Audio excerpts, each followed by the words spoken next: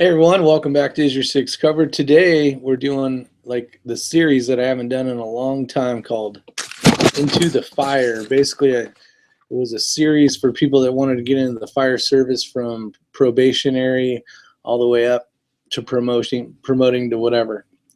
It was a good series. A lot of people liked it. It's just been a long time since I've done any fire stuff, and today I want to do a little bit. Basically, each month our department has like a monthly report, right? And we send it out to people, and it gives a lot of statistics about calls and all that kind of junk. But I wrote a little article in there, and not like I'm a publisher or anything like that, but for our little small department, I wrote an article and I called it "What Would You Do?" And it basically goes out to the firefighters and all the people that within the community that get to see it. And there was a question that I had asked to our department. But let me say hi to everybody here. We've got Evan Fields, which I've been chatting to a little bit before I started the show, and he's running a campaign for mayor of Indianapolis for the county of Marion in 2018. So good luck. Hopefully that works out. But he has a background in fire and medical. So this is basically what this is going to be about today. I know it's not the fun guns and gears kind of stuff, but it's something that's to my heart. It's about fire service, and hopefully people from this can watch this. But it basically six covered, being able to cover your six or cover your butt, right, or your back. So here's how it went. I'll just read it off here so you guys can get a chance to take a look at it. But we got, before I forget, got shiny objects over here. We got Yankee 4, Daniel, God is my judge, Twisted Metals of Texas. Appreciate you guys showing up. And here's how it went. So this is made for the firefighter to problem solve and come up with ideas, whether right or wrong. This question can bring up large amounts of conversation within the fire crew to help them make better decisions during this type of issue. So let's get started. So okay, you respond to a patient that has fallen with a large bleed coming from the head. The patient is unconscious and in need of ALS, or advanced life support. After doing a head-to-toe survey and with no family or witnesses there to give you history, you notice the person is carrying a pistol and a holster inside the waistband. So basically the first question is what are your first steps to ensure the safety of your crew? What will you do to secure the firearm? What contacts will be made and when? And do you have the training to inspect to see if it's loaded or unloaded? Do you remove the bullets and make it unloaded? And then basically I'd put, remember, many law-abiding citizens have been issued permits to carry a concealed firearm. And I work in the state of California. The state of California is not the most gun-friendly state, but many permits are given each year, so your chances of coming across a patient like this could happen. Hopefully this topic brings up conversations with the fire crew where ideas can be discussed and a plan has been devised. And then to read an article that talks more about this topic, blah, blah, blah, contact, and then it has my name. So some of the questions, right? So you have a lot of EMS personnel out there, especially in like California or unfriendly gun states. There's a lot less people that are carrying a firearm legally, right? And we're going to talk just basically about legally today. And so if you have an unconscious patient, you know, the engine crew or the EMS crews respond to that person. He's on a sidewalk. There's no one around, and it's basically a load and go or a scoop and swoop, or you know, it's life-threatening. And on this scene here was a good head injury, right? Loss of blood, and all the signs and symptoms. Basically, you know, this guy needs to get to the hospital. But now you have to deal with a firearm, and I think us as EMS, we, at least in this area, because you know, not very many people do carry firearms. I don't think we're checking these patients well enough. And you can have a problem when you get to the hospital and all of a sudden that patient has a firearm, or maybe he becomes unconscious. You know, a large head injury like that may make him disoriented and confused. It may make him all of a sudden become very angry. And if he has a weapon of some sort, a knife, a firearm, whatever the case is, you basically need to figure that out, hopefully beforehand. So I made this scenario where there wasn't anybody around that had family history. There was no, no family members, nothing like that. So if there was a gun, and they could basically, an option could be, if they had a permit as well, basically hand that person the pistol and get it back to the house and get it locked up. Our agency and a lot of EMS agencies and other agencies that I worked for in the past, we don't have lock boxes that we have a firearm. Probably a smaller majority, maybe 25% of the firefighters here, and firefighters meaning, chiefs all the way down to firefighters, are not very confident or proficient in firearms, and especially depending on what type of firearm it is, and being able to go out and feel confident enough to clear a weapon is another discussion. So that's one of the questions I had put on there was, do you have the training to inspect to see if it's loaded? Now, I would say a lot of people, and I did use the word holster, because most concealed carry owners, most law-abiding citizens, most people that are on the side of law, right, or legal, will usually have a holster. They've been to the classes, they understand. We're on the other end of the aspect, maybe some type of someone that's wouldn't pass a background check, maybe has been to jail, has some felonies, whatever the case is. They may just put it in their waistband. So I use the term holster just to kind of help them get along, right? To make it a little bit more simpler. To maybe say, okay, this person seems like a law-abiding citizen. So the person's unconscious. Some of the things you could do is you could go through his wallet and see that he has a concealed permit. Then on one aspect, that he's a law-abiding citizen. If he becomes conscious again, he's not going to freak out and know that he's going to jail because he's carrying a firearm, so he's not going to try to pull his. But we need to secure that firearm somehow. Now, there's tons of different people, meaning departments from the West Coast to the East Coast, and every one of them has probably an idea, whether they have a standard operating procedure or some type of guideline. But even our department's fairly new. For the most part, it's been around a while, but it's fairly new. There's not an official policy or procedure, so if you were to come in contact with us. So the reason why I designed that scenario that way is because you don't have time to lay on the street. This patient needs to get to the hospital, right? That's the reason why I designed it that way. Now, if he had a twisted ankle, you could call PD, he could go, he could secure it, he could do whatever. You could say, and I'll read your guys' comments in a minute because I get distracted, but like that. So, shiny object, right? So it depends on what the policy is for the department. So that thing, like I said, that simple little scenario made it where these people needed to get that patient to the hospital as soon as possible because it was very life-threatening. Okay, now what do? You got an engine company, that has, depending on where you're at, 3, 4, 2, maybe 1, I don't know, depending on your staffing. Hopefully you have at least 3. You respond to the call. In our jurisdiction, we have AMR.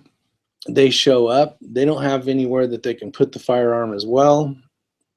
So what are we going to do? Do we have the ability to lock it, right? We have lockable things with our medical gear needs to be locked up because it has medications, narcs, and all that stuff in it. So there's a lockable box, right? Maybe we can take that firearm, put it inside the medical box, meaning cabinet, on the fire engine, lock it up, call PD, SO, whatever the case is, and have them meet us at the hospital. That would be one of your ways that you could secure it. But let me get back out here. Let me see what you guys have to say. We got a few people. I know Yankee Force, he's a firefighter. Evan Fields was a firefighter / EMS. So we got Twisted Metals of Texas. He says hi to everybody. SHITF. We got Empty and clear the firearm. And seeing a lot of us, especially us on this channel, we're so familiar with firearms. It's not a big deal. You grab the gun, solid black, clear it, bam, bam, bam, done. Throw it in the cabinet and move on. But what about those people that are leery of firearms? Maybe don't have the time and training that we have put in to deal with something like that. So now you have this object, right? And I talked to a lot of the guys, and I'm like, okay, if this was the case, and we're going to pretend we have someone that has no firearm experience, I told them a holster is designed to encapsulate the trigger, right? And if you can't pull the trigger, you shouldn't have an accidental discharge or a negligent discharge. So what you can do is you can basically, and I kind of talked to them a little bit about, you know, some have clips on it, some have it where your belt goes through it, and you know, the different types of attaching it to your waistband or wherever you have it. I said, if you can contain that thing and keep it in the holster, then you can just basically bring it over to a lockable box and then give it to the officer afterwards, you know, when they finally respond. Let me continue on here. Yankee 4, have had that happen to me a few times over my 20 years of volunteer firefighting. Kind of like that, but here in South Carolina, carry is a big deal here. Yeah, see, and towards the states where there's a lot more people carrying, there's a lot more likelihood of the people responding to those incidents are more familiar with firearms as well, which definitely helps out. Evan Fields, I would clear the weapon. Now, obviously, you can tell it sounds like he has a lot of experience with firearms, so it's just something easy to do. Daniel God is my judge, said zip tie through the action. Another good idea. My chief has held the gun for use a few times. My chief has held the gun for use for us for a few times. All right. Tool Monkey, how you doing, buddy? Bald and Curious, take it apart and everybody takes a piece. Said Bald and Curious. Twisted Metal of Texas, they should have the training if they decided on this profession because the possibility will always be present. Exactly. And that's a kind of a thing, you know, the fire service is definitely, you know, we have active shooters now. We're assigned, you know, heavy plate military armored vests with a helmet, and the times of the fire service have changed dramatically in the last, you know, 10 years or so. So there's a few of us that are very knowledgeable on firearms, but then there's the few that aren't. And I kind of did a little questioning, or, you know, like a poll basically to the department, and asked them, you know, what are your thoughts, and would you be able to clear a firearm, and so on and so forth. And a lot of them were very interested in, you know, taking you know, it'd probably only take 3-4 hours to basically train them on how to unload. And I was basically going to do everything from a shotgun, a rifle, to some pistols. So, you know, we come in contact with a lot of people. We're in their house helping them out. Maybe they're not feeling good. Hi, Keith, Gregory, and firearm, you know, tucked inside of their couch or above the thing, or in somewhere, you know, that's not very locked up, whatever the case is. And Yankee 4 is asking me if our guys carry POV, and we don't have anybody that responds POV anymore. It's a full paid department basically, but not in your personal vehicle. Now, if you're a concealed carrier, you can have one in your vehicle, but you're not allowed in our department to carry on duty. And that's just the way it is for now, until the policies can change, or if the world gets more shitty, you know, our fire chief may say he wants to implement something, and then it'll still take a while to implement and train everybody and all that kind of stuff. But, you know, that may be a step forward. I know some departments in different states, you know, they're allowed to carry, or they may have something on the rig, whatever the case is. There's not a lot of times, but there's times when people are, you know, EMS providers, fire, so on and so forth, they're getting shot at. They're responding to fake calls and basically setting them up for an ambush. And now all of a sudden you got a couple people that are shot that have basically responded there to help somebody. Let's see. All first responders should have at least basic knowledge of firearms. It's not exactly a rocket scientist. are rocket science. Very true. And for the most part, I'd say 25% are super comfortable. Like, you could hand them a pistol, they could tear it all apart, put it back together, and fire it. 75% of the people just look at it and or no, let's say this, 50% of them would look at it and be like, no, I don't know how to tear it apart. And then the other 25% of them probably wouldn't even want to touch it because, it's scary or whatever. But, yeah, gun racks in the fire truck's back window, that'd be cool.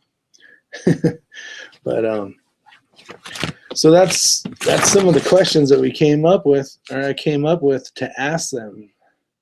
And then what contacts will be made and when? So basically we'll start at 1. What are your first steps to ensure the safety of the crew? Well, if you're the company officer, the captain on duty, whatever the case is, or, BC like myself shows up on scene, we're going to need to take that firearm and secure it somehow. If I respond to the call, never throw a, hey Pops, Bad Billy, how you doing, buddy? If you respond to the call, it wouldn't be a big deal. We could just basically take the mag out, pull it back, check it, see if it's loaded or not, and then lock it up. Biggest concern is going to be your equipment's going to be out of service, meaning your guys and your vehicle, your fire engine, or whatever they're in at the time. You're going to be out of service until you can get that firearm to law enforcement so that you can move on and respond to the next call. There has been cases where EMS isn't checking, and usually, at least out here on the West Coast or the left coast, we respond with some type of ambulance service, and we don't do law enforcement stuff, so we're not thinking. I think we need to think more about kind of asking questions and checking people for firearms, especially someone that's unconscious. There's been times, and you've seen it on the news, you've seen it in conversations or Firehouse magazines or whatever the case is, and these patients are showing up to the hospital with a firearm, and that just that's going to magnify the problem just for the fact now they're in a hospital with a firearm. I mean, it's just as dangerous per se as out there, but if the person becomes conscious, like I said earlier, it can be a major problem having a guy run around and with a pistol in a hospital that's had a head injury because he's not thinking straight. Let's see.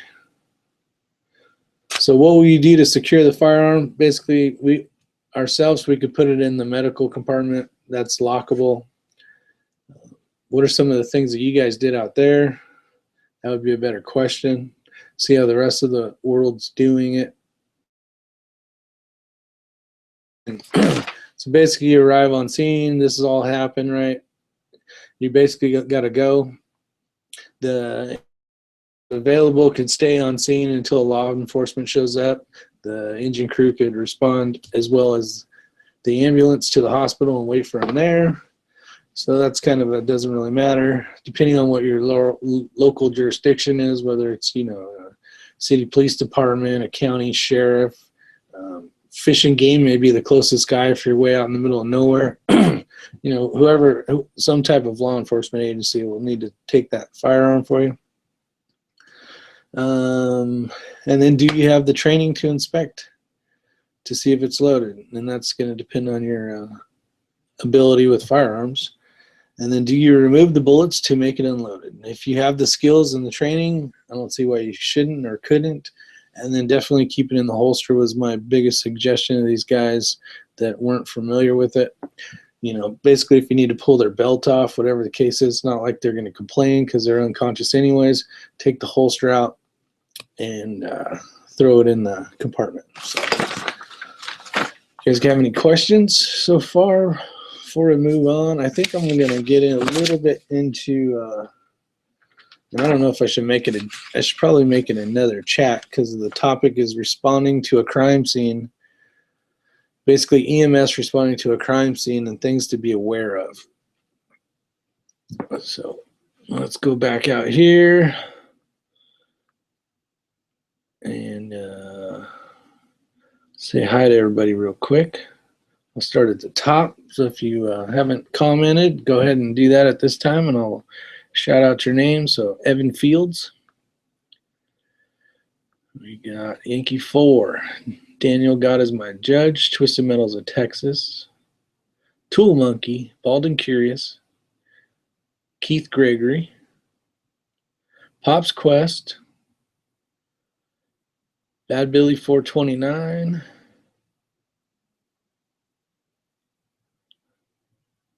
And I think that's it for now. I say I can see this happening. I once was woken up by 2 strange men in my house.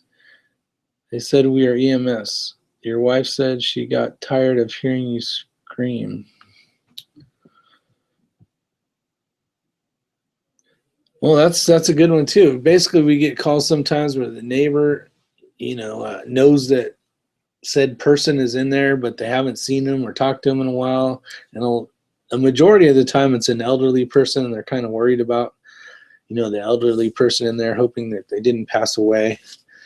So we'll go there. Sometimes a good indication that they have deceased is the smell or whatever, which I don't want to get into all that, bore you with the details of yuckiness. But if not, we'll go in, we'll force our way. Law enforcement will usually come because we've forced a door, so they need to come and do a report, and then they need to figure out how to lock it all up. But it's definitely, that could be the same thing as like Daniel God is my judge is saying. You have a concerned person, they call in, and those people are waking up to 2-3 big people standing over them, wondering what's wrong. And it's that's definitely shocking. If that person, say Daniel, was that fast and he was just taking a nap, but he had a concealed gun on him, he in thinking he's getting attacked by 3 people, half groggy, just woke up, right? He may draw on us or something. So those kind of things, we basically try to, depending on how the call comes into 911, those dispatchers are trying to get as much information as possible. And if it sounds like the person has a gun or whatever the case is, or they're not sure, they're always going to try to send PD and make sure the scene is clear before we arrive, which is awesome. Those guys do a great job. So kudos and respect to the thin blue line, all you law enforcement people out there. I know especially nowadays you're getting the wrath of a lot of people, but you do a great job. And there is a few sour apples that have ruined it for a lot of you, but you guys kick ass. I see it almost daily. So with that said, you guys are awesome. So let's see,